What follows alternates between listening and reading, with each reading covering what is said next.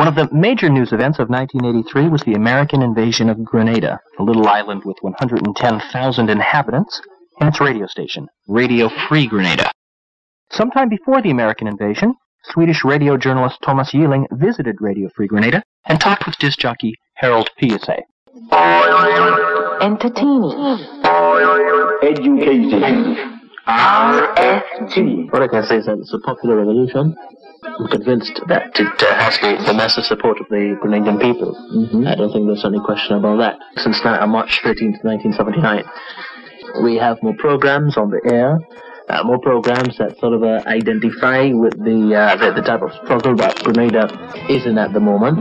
We have the more progressive type programs, more progressive type music for that matter, with a more input on the Caribbean type music. On October 25th, as American Marines invaded Grenada, Radio Free Grenada made one last broadcast.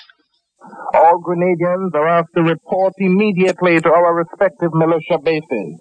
All doctors, nurses, and medics report to the hospital immediately. This morning, United States paratroopers invaded Grenada with helicopter gunships.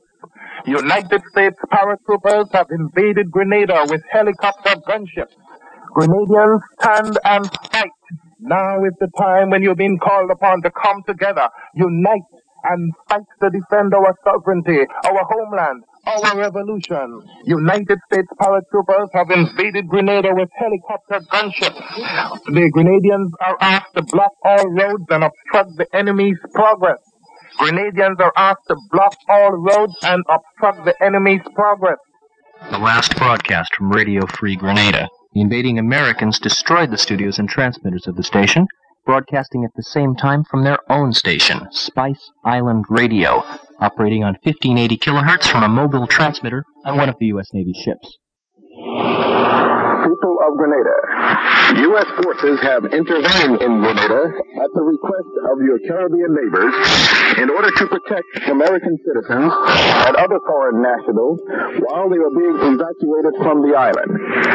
This is an emergency relief operation and not meant to harm any citizens of Grenada.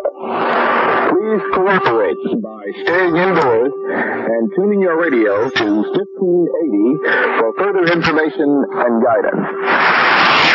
Spice Island Radio. Radio played another important role during the invasion of Grenada. American authorities set up an amateur radio network to exchange information with an American medical student in Grenada with amateur call letters.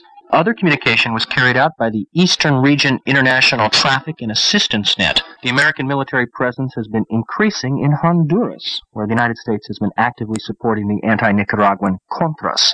The American Armed Forces Radio and Television Service has established radio broadcasting outlets in Honduras, which seems to confirm a permanent American military presence. The guerrilla war continues in Honduras' neighbor El Salvador, between the U.S.-supported military and the FMLN Liberation Movement. The movement has several radio stations, of which the two best known are Radio Farabundo Marti and Radio Venceremos.